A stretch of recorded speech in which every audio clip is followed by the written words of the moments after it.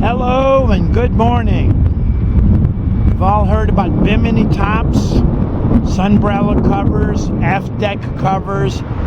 What do you think that big red and blue tint is on top of that boat across the creek? It's at the fuel dock, so that means they took it out of the marina, so there's no dock neighbors to port or starboard or behind them across the dock.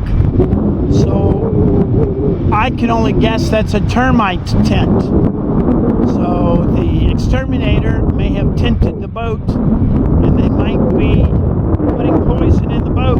Hold on, the wind's blowing pretty hard. They might be putting poison gases in there to kill the termites. Whoa! So let's hope it works, and hope you don't get termites in your boat.